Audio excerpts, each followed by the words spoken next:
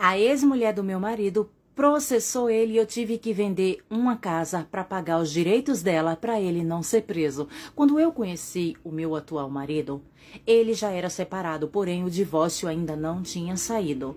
O que eu fiz? Eu já estava 8 meses com ele, né? Quando ela começou a entrar nesse processo todo de divórcio, eles tiveram uma audiência de conciliação, mas não houve a conciliação entre os dois. Ambas as partes queriam separar. Porém, como eu era uma pessoa mais nova e ela já tinha passado lá, já tinha ido na casa buscar as coisas dela e eu já estava morando na casa de herdeiro da parte dele, não da parte dela, né? Ela entrou e ela me viu, mas ela não falou nada, não mexeu comigo, nada, né? Pegou as coisas dela e foi embora. Porém, ela entrou com um processo, né? E o processo de divórcio e também para ele pagar metade dos bens para ela. Que bens era esse? A casa não era dele, era uma casa de herdeiro e ele tinha um ponto no comércio. Ela envolveu esse ponto no comércio também, mas que justo, ela era casada com ele, né? Só que ele não tinha nada. E com certeza ele ia ficar preso. Eu, trouxa, um relacionamento menos de um ano. O que eu fiz?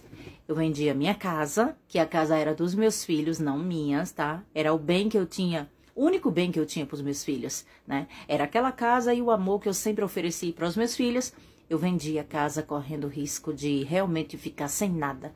Por causa de um homem que eu não sabia se teria futuro com ele, se a nossa vida iria para frente. Mas enfim, eu fiz isso. Daí ele pagou a parte por direito, que era dela, né? Eu comprei a parte dela num ponto comercial, que era o que ele estava trabalhando e eu também trabalhava junto com ele. Os outros restantes em dinheiro, eu fiz um alto investimento no comércio, deixei o comércio bem organizado, as vendas começaram a fluírem, né? Porém, aonde a gente trabalhava, toda a família dela também trabalhava e tinha ponto ali naquele comércio, ponto fixo, em uma feira livre. Lá a gente tinha ponto fixo, né? E daí, o que acontece? Ele começou a vender fiado para a família da ex. Então, ele começou a derrubar o meu estoque de mercadoria. Eu já não conseguia ganhar mais o mesmo valor que eu ganhava por dia. Eu lembro que eu chegava a ganhar 800, 900 reais por dia. Porque era muita mercadoria, era mel, condimento, alho, tudo. Eu vendia de tudo, gente. E eu sempre tirava esse valor, 800, 900 reais por dia, né? E a venda começou a cair, eu via a mercadoria sumindo, esvaziando, e ele só chegava para mim e falava assim, tem que comprar mercadoria. Eu digo, mas como assim tem que comprar mercadoria? Eu abasteci, eu cheguei a comprar 30 caixas de alho. O que está acontecendo? Eu falei para ele. É porque a família da minha ex-cunhada, é que a minha ex-cunhada veio comprar umas coisas aqui e ela não me pagou. Eu não vou vender mais. Eu digo, vem cá, mas isso aqui não é teu por completo. Eu tenho direito à metade. Eu comprei a parte que era da tua ex-esposa. Então, para você tirar a mercadoria daqui, você tem que falar comigo. Aí começou a confusão. Agora vai começar a passar em rosto. Eu digo, se não fosse por mim, você estaria preso, né?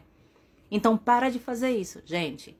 Eu tive que vender o ponto, né? Esse homem foi embora para São Paulo, me deixou lá no Recife e depois falou que eu podia ir embora para São Paulo, ficar com ele, que ele não conseguia viver sem mim e os meus filhos. Porém, eu tenho 2 filhos. Esse filho e essa filha não é dele, mas ele sempre aceitou as crianças como se fizesse parte da família dele, né?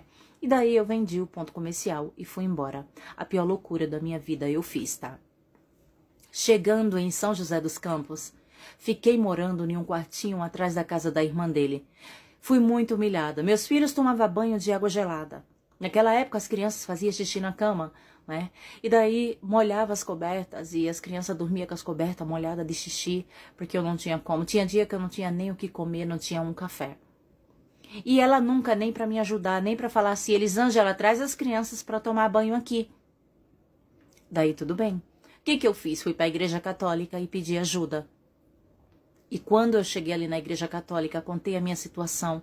Pedi para que eles me visitassem, para que eles vissem o que eu estava passando. Porque eu estava ali falando a verdade, não mentindo.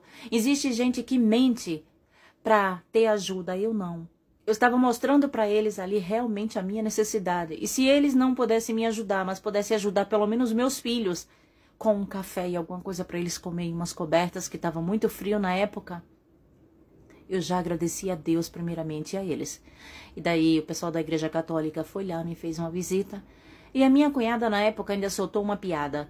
Disse assim, oferece um café para tua visita. E eu fui, chamei a visita, abri o móvelzinho que tinha, porque eu não tinha armário, eu dormia no chão. No frio, eu e meus filhos dormiam no chão. Vocês têm ideia, quando eles faziam xixi, me molhava também, porque eu dormia num colchonetezinho no chão com eles, né? E daí eu abri a porta do móvelzinho, que não era meu, era tudo dela, da ex-cunhada. E daí eu digo, moça, eu não te ofereço café porque eu não tenho, tá? Tô sendo sincera com você. Aí ela falou assim, olha, a gente vai te ajudar agora, toma muito cuidado com essa cunhada tua, tá? Eu observei que ela não gosta de você. Eu falei, eu já sei disso, só que eu não tenho pra onde ir com 2 crianças pequenas. E daí, gente, aquela mulher foi embora, aquele grupo da Igreja Católica. Do nada parou um carro na porta. Aquela mulher trouxe coberta, frango, comida. Gente, trouxe tanta coisa que eu não sabia onde guardar.